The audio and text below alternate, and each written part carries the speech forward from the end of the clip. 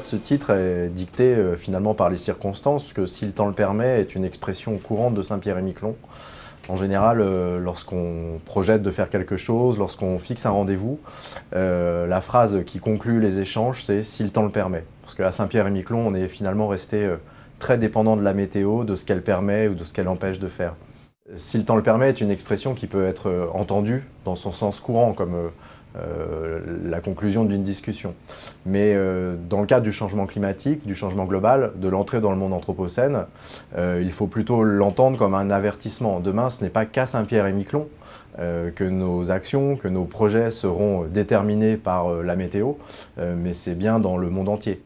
Saint-Pierre-et-Miquelon, en fait, a plusieurs particularités qui le rend très intéressant pour penser l'Anthropocène.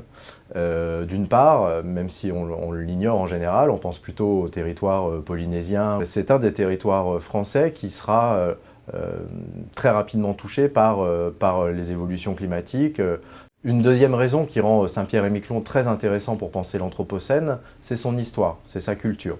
Saint-Pierre-et-Miquelon, en fait, est un territoire qui s'est construit sur la pêche, sur son industrialisation, sur la présence de réserves halieutiques très importantes et qui a connu finalement, avant tous les autres territoires, un effondrement partiel certes, mais un effondrement quand même, puisque dans les années 90, lorsque les réserves fondent, et que France et Canada décident d'arrêter la pêche à la morue, c'est bien un territoire qui s'est érigé sur cette pêche, qui d'un seul coup est menacé et qui est obligé de se transformer et d'être au rendez-vous, de répondre présent au rendez-vous de l'Anthropocène. La population, le territoire, se prépare difficilement aux changements qui sont maintenant devant elle.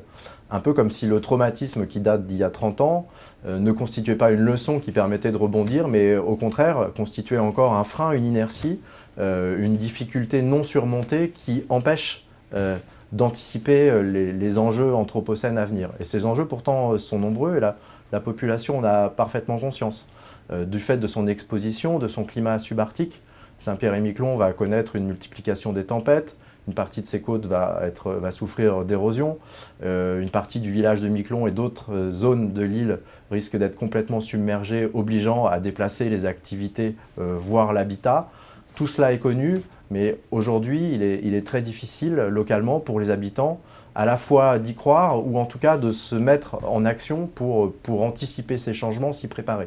La question qui guide mon travail de recherche et d'enquête dans les territoires, c'est comment, localement, une population se prépare au changement global.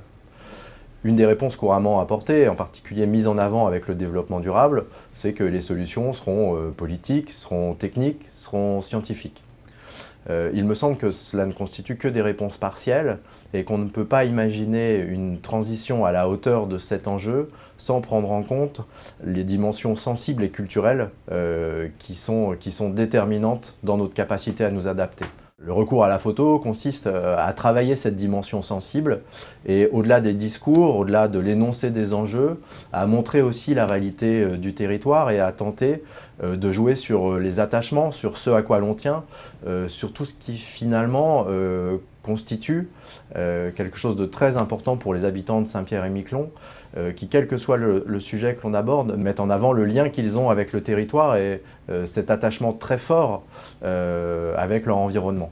On s'aperçoit, en tout cas j'espère que le lecteur s'en apercevra, mais le sentiment que j'ai eu sur place, c'est que la réalité que je décrivais en fait ne concernait pas tant uniquement Saint-Pierre-et-Miquelon, mais concernait la manière dont l'homme demain allait habiter la terre et la manière dont il allait faire territoire. Donc, on ne parle pas uniquement de Saint-Pierre-et-Miquelon. Saint-Pierre-et-Miquelon, en fait, n'est qu'une manière d'entrer en résonance avec la situation du monde et de la planète que nous allons devoir habiter demain. Le deuxième enseignement qui me semble ressortir de ce travail d'enquête, c'est que même un territoire qui a déjà été confronté à une crise économique, à une crise écologique, à une crise culturelle, un territoire qui a parfaitement connaissance des risques qui le caractérisent, de son exposition au changement global, n'est pas forcément prêt à y faire face. Dit autrement, entre la connaissance et le passage à l'action, il y a une dimension autre qu'il est nécessaire de prendre en compte, et cette dimension est sans doute d'ordre affectif, d'ordre symbolique, d'ordre émotionnel. Et il me semble que c'est un élément à prendre en compte par tous les territoires si ils veulent effectivement mettre en place des stratégies de transition qui fonctionnent et que la population pourra s'approprier convenablement.